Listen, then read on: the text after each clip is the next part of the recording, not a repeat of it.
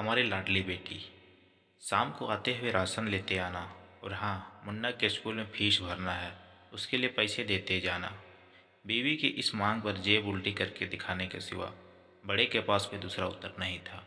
माथे पर चिंता के सिकनों के साथ सवेरे तो बड़ा अपने काम पर निकल गया, लेकिन उस शाम उसने पूरे परिवार के सामने इस आर्थिक संकट को दूर करने के लिए एक प्रस्ताव रखा।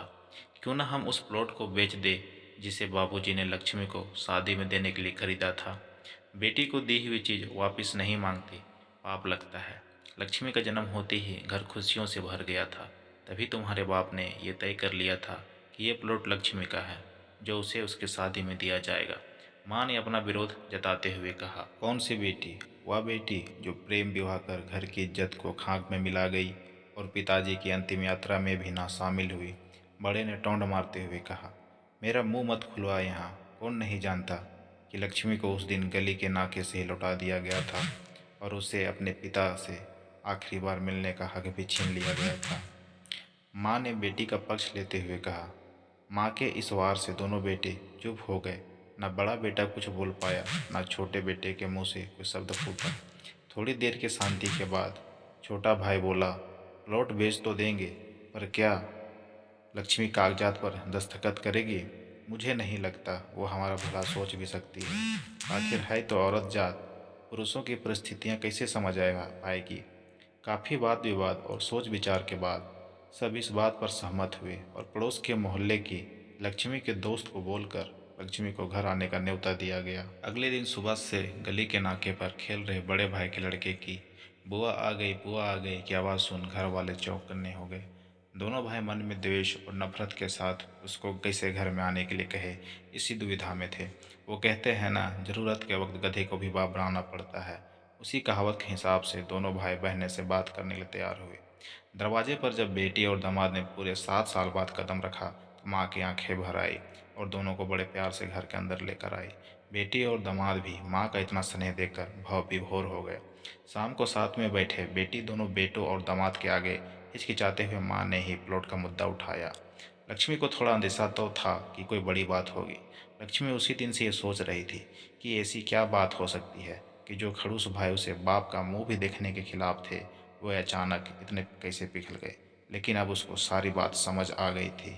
लक्ष्मी ने तिरछी नज़र से पति की तरफ देखा तो वो बोल पड़ा, देखिए माँ जी, शादी से पहले जो कुछ आपका था वो आपका ही रहेगा। ना उस पर मेरा या लक्ष्मी का कोई हक नहीं है, न ही भविष्य में हम आपसे मांगेंगे। इसलिए आप निश्चित होकर उस प्लॉट के साथ जो करना है कीजिए। अब जहाँ कहेंगे हम वहाँ साइन कर देंगे। सुबह से अपने जीजा से नज़रें चुरा रहे दोनों भाइयों ने अब अपने जीजा को अच्छे से देखा। सुबह प्लॉट के कागजात पर बहन के दस्तखत लेकर काम खत्म हुआ। सब इस मीटिंग को ख़त्म कर उठे ही रहे थे कि टीवी पर अनाउंसमेंट हुआ कि आने वाले 21 दिनों तक देश में लॉकडाउन लगाया जा रहा है। लक्ष्मी के पति ने फ़ोन पर बात करने के बाद कहा, अब हम क्या करेंगे लक्ष्मी? कल की बस भी रद्द हो गई है और 21 दिनों तक कोई बस नहीं है, हम तो फंस गए। इस खबर से दोनों भाई बहुत निराश हो गए, क्योंकि एक तो उनकी आमदनी कम थी और दो लोगों का और खाने पीने का बोझा बढ़ गया था। लेकिन माँ अंदर ही अंदर खुश थी, क्योंकि इतने वर्षों बाद घर वापस लौटी बेटी इसी बहाने कुछ दिन आराम से उसके साथ रह पाएगी। दोनों भाई छुटक सब्जी और फल बेचा करते थे। कुछ दिनों में ही लॉकडाउन के चलते और कोरोना वायरस के चलते लोगों ने उनसे सब्जियां और फल खरीदना बंद कर दिए। पहले से खराब उनकी आर्थिक स्थिति और ज़्यादा खराब होने लगी। वह मन ही मन लक्ष्मी के कदमों को अशुभ मानने लगे। बहन और जीजा जी से उनकी यह हालत छुपी नहीं थी। लक्ष्मी के कहने पर उसके पति ने दोनों भाइयों की सब्जी और फल की रेडियो पर लोहे की रोड और जालियां फिट कर दी।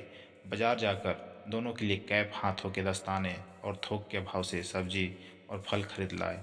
दोनों की रेडियो अच्छे से तैयार कर लिया और सब्जियां ढककर दोनों भाइयों को टोपी और दस्ताने देकर जीजाजी ने उनसे कहा, एक बार इस तरह से धंधा करके देखो, शायद आपका मुनाफा बढ़ जाए। थोड़ी आनाकानी करने के बाद दोनों भाइयों ने जीजाजी के समझाए अनुसार धंधा शुरू किया। 2-3 दिन बाद ही कोरोना से घबराए लोग अब ढकी हुई फल और सब्जियों और दस्ताने और सेफ्टी का ध्यान रखते बेचने वालों से फल और सब्जियां खरीदने लगे। इस तरह समझदार दामाद की वजह से धीरे धीरे दोनों भाइयों का धंधा अच्छा चलने लगा और उनके घर का गल्ला जो पहले खाली हो रहा था अब धीरे धीरे भरने लगा। माँ जैसे अपने मरे हुए पति से मन ही मन संवाद साधने लगी, देखो जी, आपकी लक्ष्मी सच में लक्ष्मी है। उसके पांव घर में पड़ते ही घर खुशियों से भर रहा है। दोनों भाइयों की आंखों में पहले जो गुस्सा था उसकी जगह अब शर्म ने ले ली थी। वह मन ही मन सोचते थे, क्या गलत किया था बहन ने जो हमने उसके साथ इतना बुरा सलूक किया। शादी ही तो की थी और शादी करने से पहले हमें बताया भी तो था।